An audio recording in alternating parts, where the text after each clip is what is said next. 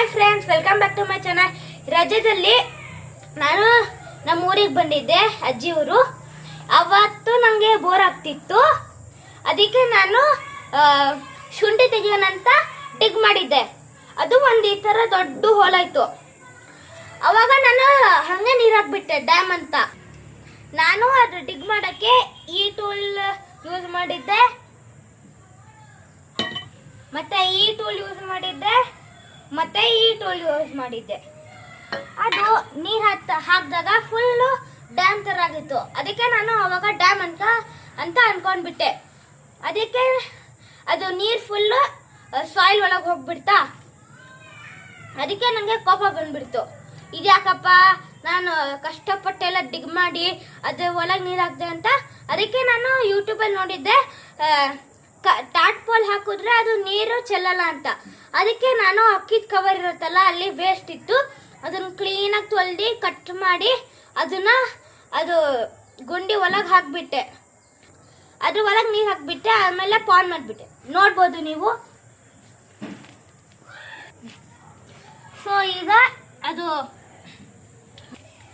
ನೀವು ಈಗ ನಾನು ಡಿಗ್ ಮಾಡಿದ್ದು ಅದ್ರ ನೋಡ್ಬೋದು ನೀವು. ಒಳಗೆ ಕಟ್ ಮಾಡಿದ ಟಾಟ್ಪೋಲ್ ಹಾಕಿದ್ದೆ.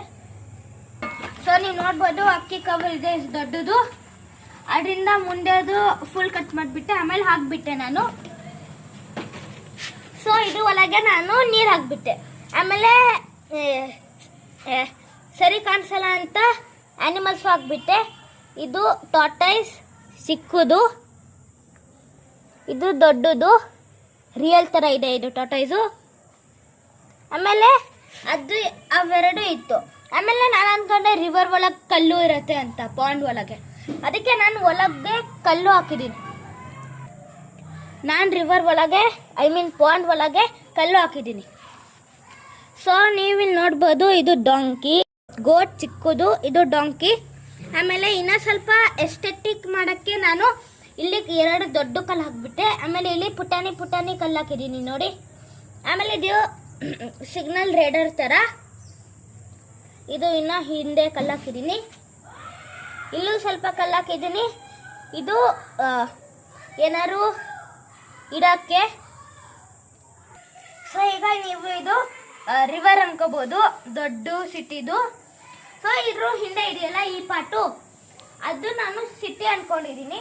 ಆಮೇಲೆ ಅದಕ್ಕಿಂತ ಈ ಕಡೆ ಸೈಡು ಅದು ಗುಂಡಿ ತೊಡಿದ್ದೀನಿಲ್ಲ ನಾನು, ಅದು ನಾನು ಓಷನ್ ಅನ್ಕೊಂಡಿದ್ದೀನಿ.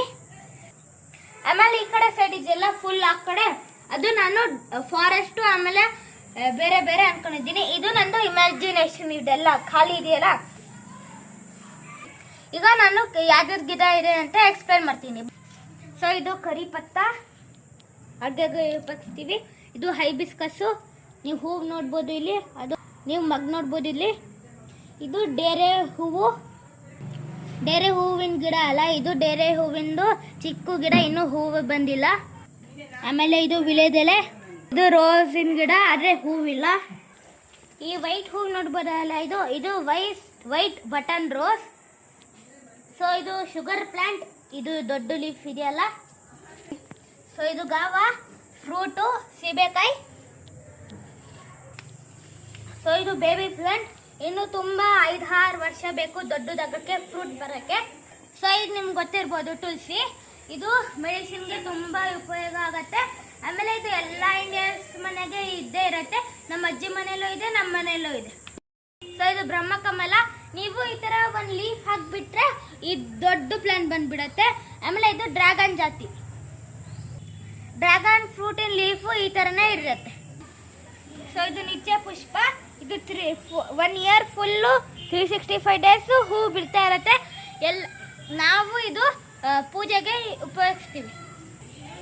ಇದು ಕನಕಾಂಬರ, ಆರೆಂಜ್ ಕಲರ್ ಇದೆ. ಇದು ನುಗ್ಗೆ ಸೊಪ್ಪು, ಪಾಟಲ್ಲಿ ಹಾಕಿದ್ದೀವಿ. ಈ ನುಗ್ಗೆ ಸೊಪ್ಪಲ್ಲಿ ಐರನ್ ಕಂಟೆಂಟ್ ತುಂಬ ಇರುತ್ತೆ. ಆಮೇಲೆ ಅಡುಗೆಗೆ ಯೂಸ್ ಮಾಡ್ತೀವಿ. ಇದು ಈಶ್ವರವಾದ ಪ್ರಿಯ ಹೂವು, ತುಂಬೆ ಗಿಡ. ಇದನ್ನ ಹೂವನ್ನ ಕಿತ್ತರೆ ಆಮೇಲೆ ಪ್ರೆಸ್ ಮಾಡಿದ್ರೆ ಒಂದು ಚಿಕ್ಕ ಡ್ರಾಪ್ ಶುಗರಿಂದ ನೆಕ್ಟರ್ ಬರುತ್ತೆ, ಅದನ್ನ ಕುಡಿಬೇಕು. ಅದು ಸ್ವೀಟಾಗಿರುತ್ತೆ. ಆಮೇಲೆ ಇದು ಪುದೀನ, ಇದು ಅಡುಗೆಗೆ ಯೂಸ್ ಮಾಡ್ತೀವಿ. ಆಮೇಲೆ ಪುದೀನದ ಒಂದು ಕಡ್ಡಿ ಪಾಟಿಗೆ ಹಾಕಿದ್ರೆ ಇಷ್ಟೊಂದು ಪುದೀನ ಬರುತ್ತೆ. ಆಮೇಲೆ ನಮಗೆ ಮಾರ್ಕೆಟಿಂದ ಪುದೀನ ತಗೊಳಕ್ಕೆ ಬೇಡ. ಸೊ ಈ ವಿಡಿಯೋನ ಲೈಕ್, ಶೇರ್ ಆ್ಯಂಡ್ ಸಬ್ಸ್ಕ್ರೈಬ್ ಮಾಡಿ. ನೀವು ಸಹ ರಾಜ್ಯದಲ್ಲಿ ಮಜಾ ಮಾಡಿ. Bye friends.